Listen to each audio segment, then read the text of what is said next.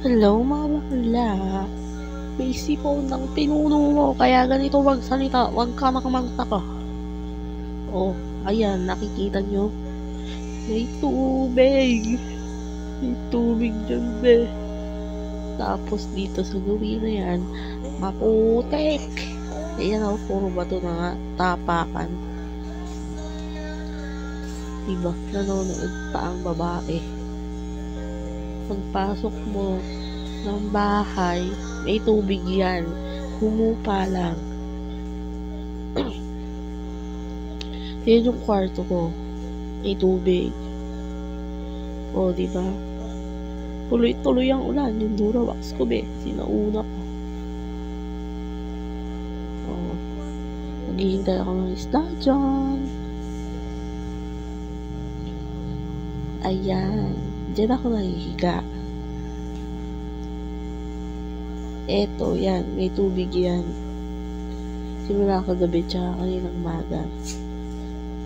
Kasi humuhupa na. Tapos, ayan, di ba? Ara! May bagong swimming pool, be. Libre lang mag-swimming dyan, be. Basta expect mo, may leptospirosis kapag ang pag-ahon. Oh, ayan. Sa likod ng cabinet yan. May tubig din, pero pawala na. Nakakuha ko pang magsara ng bintana, di ba? Hirap na hiyak pa dyan ang girl nyo.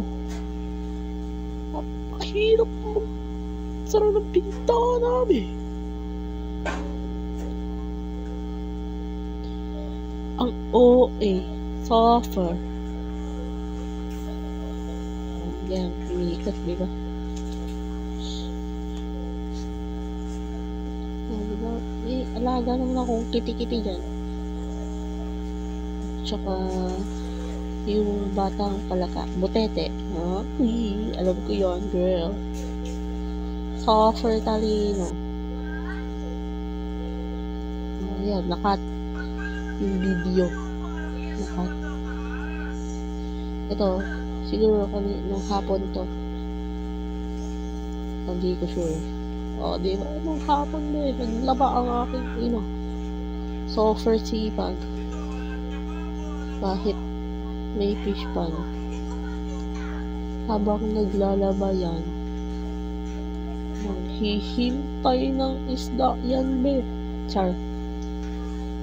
Charot. Oh. Ano? Hanggang dito na lang tayo, be. See you next time. Ang daily vlog. Pero baka vlog na yun. Putik vlog. Sige na.